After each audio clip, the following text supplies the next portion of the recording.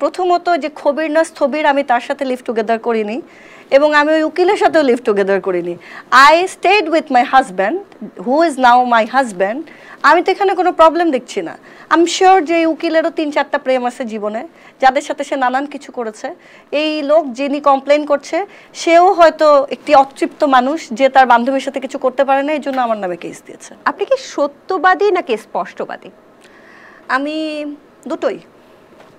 স্পষ্ট কথা বলতে আমার ভালো লাগে, আর সত্য বলতে পারাটা আমার কাছে মনে হয় একটা ভালো অভ্যাস। বেশ ভালো। আজকে আমরা অনেক কিছু নিয়ে কথা বলবো, আপনার ক্যারিয়ার, আপনার ড্রিম, আপনার ছোটখাটো খুনসুটি ভাইয়ের সাথে আরো অনেক কিছু। তবে তার আগে আমরা একটু সমালোচনা দিয়ে শুরু করি। ওকে। আচ্ছা, বর্তমানে আপনিও নিশ্চয়ই জেনে থাকবেন, আমরাও জানি যে আপনি কিছু ব্যাপারে বেশ সমালোচিত, আলোচিত এবং সমালোচিত। কিছু ব্যাপারে না, একটা ব্যাপারে। একটা ব্যাপারে আমার কাছে কিন্তু 2-3টা আছে। ও তাই? হ্যাঁ, আপনি জানেন না আমি তারকাদের হাড়ির খবর রাখি? বলো তো তোমার হাড়িতে কি খবর আছে? এই যে আমার হাড়ি খবর এটার মধ্যে আছে। যাই হোক, একে একে বলে, ঠিক আছে? সেটা হচ্ছে আপনার সম্পর্কে একটা কথা চলছে যে আপনি বলছেন লিভ টুগেদার নিয়ে একটা পজিটিভ কথা বলেছেন। সেটা নিয়ে আমি একটু আপডেটটা জানতে চাচ্ছি। খবির, আমি যদি ভুল না করে থাকি, মোহাম্মদ আরিফুল খবির নামের একজন আপনাকে নোটিশ পাঠিয়েছে, উকিল নোটিশ, এবং সেটার এখন কি অবস্থা? আপনি কি সেটা রিপ্লাই দিয়েছেন কিনা? এবং যতটুকু আমরা জানি যে আপনি সেখানে আসলে ইসলামী পরিপন্থী একটা কথা বলেছেন বলে আপনাকে ক্ষমা চাওয়ার জন্য এই নোটিশটা পাঠানো হয়েছে। আপনি কি তার কাছে ক্ষমা চেয়েছেন বা জাতির উদ্দেশ্যে ক্ষমা চেয়েছেন? আচ্ছা, প্রথমত আমি তোমাকে একটা প্রশ্ন করি, বাংলাদেশ কি একটি ইসলামিক রাষ্ট্র নাকি একটা সেকুলার রাষ্ট্র?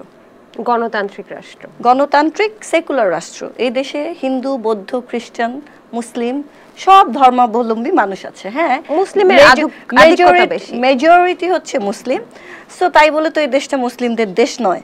সো বাংলাদেশে মুসলিম আইন আসলে চাপিয়ে দেওয়া গেলে চলে, বাট মুসলিম আইন মেনে চলে না। বাংলাদেশের একটা রাষ্ট্রীয় আইন আছে যেটা মেনে বাংলাদেশ চলে। আর দ্বিতীয়ত আমার কাছে কোনো খবির, স্থবির বা কেউই কোনো ধরনের নোটিশ পাঠায়নি। এটা একটা গুজব। আমার ধারণা, হ্যাঁ গুজব। আমার মনে হয় যে পত্র পত্রিকা, গণমাধ্যম থেকে শুরু করে সব জায়গায় নিউজ দেখতে পাচ্ছি আপনার নামে নোটিশ পাঠানো হয়েছে, যে যে খবির নামের একজন ব্যক্তি আপনার নামে নোটিশ পাঠিয়েছে যেন আপনি অতি দ্রুত এটার রিপ্লাই দেন এবং ক্ষমা চান সবার কাছে। আচ্ছা, তাহলে এটা কি গুজব? এটা গুজব। এবং আমি বলবো যে আগে বলতো মানুষ, মানে একটা লজ্জার বিষয় ছিল জার্নালিজমের ক্ষেত্রে, যে ওই লোকটা তো ইয়েলো জার্নালিজম করে। মানে ইয়েলো জার্নালিজম আসলে একটা, বাই দ্য ওয়ে আজকে আমি ইয়েলো পরে আছি, কেউ বলে ওকে, বাট এটা একটা নেগেটিভ ব্যাপার ছিল। সো আমি ইদানিং মনে করি ইয়েলো জার্নালিজম না, এখন হয় কি জানো, ব্লু জার্নালিজম। যত জঘন্য কথা বলে তোমার হেডলাইন করা যাবে, যত বাজে ভাবে একজন পরিচিত মানুষকে তার ফ্যানদের কাছে পরিচয় করানো যাবে, বা ধরো যে কোনো কিছু যত বাজে ভাবে উপস্থাপন করা যাবে, সেখানেই ক্রেডিট। এখন আমাকে উকিল নোটিশ পাঠিয়েছে, এই নিউজটা কোন গাছ থেকে পড়েছে এটা আসলে পত্রপত্রিকায় জানে। আমি তো খুবই ডিসঅ্যাপয়েন্টেড। দেশের জাতীয় গণমাধ্যমে এগুলো প্রচার করেছে। আপনি কি নোটিশটা হাতে পাননি? আমি হাতে পাইনি, তাদের হাতে কি আছে? আপনাকে উকিলের পক্ষ থেকে, উকিলের নামও কিন্তু এখানে যতটুকু জানি যে উল্লেখ করা আছে, মোহাম্মদ মেজবা উদ্দিন চৌধুরী, ওনার পক্ষ থেকে কোনো ফোন বা কিছুই কি দেওয়া হয়নি? ধরো this is a script, I think. কারণ 7 দিনের মধ্যে কার পক্ষ থেকে? এখানে লেখা না যে 7 দিনের মধ্যে আমার ক্ষমা চাইতে হবে। 7 দিন কিন্তু পাস, আমার কাছে এখনো কাগজটাই আসে নাই। সো আমাকে যে কেউ উকিল নোটিশ পাঠালো সেটা প্রমাণ কি?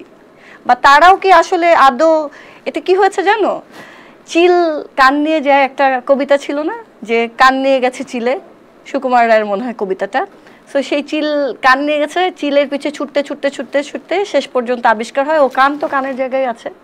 সবার অবস্থা হচ্ছে এরকম। কিন্তু একটা বিষয় একটু জানতে ইচ্ছে করছে, যদি এটা ভুয়া নিউজই হয়, যদি গণমাধ্যম, এতগুলো গণমাধ্যম যদি ভুল তথ্যই দিয়ে থাকে, যদি এটা হতো, যদি আপনার কাছে নোটিশটা আসতো, তাহলে কি আপনি এটার জন্য দুঃখ প্রকাশ করতেন কিনা? অবশ্যই না। প্রথমত যে খবির না স্থবির আমি তার সাথে লিভ টুগেদার করিনি এবং আমি ওই উকিলের সাথেও লিভ টুগেদার করিনি। I stayed with my husband who is now my husband. আমি তো এখানে কোনো প্রবলেম দেখছি না। আই এম শিওর যে এই উকিলেরও 3-4টা প্রেম আছে জীবনে, যাদের সাথে সে নানান কিছু করেছে। এই লোক যিনি কমপ্লেন করছে সেও হয়তো একটি অতৃপ্ত মানুষ যে তার বান্ধবীর সাথে কিছু করতে পারে না, এই জন্য আমার নামে কেস দিয়েছে। মানে এর ছাড়া আর কি হতে পারে, ইউ টেল মি।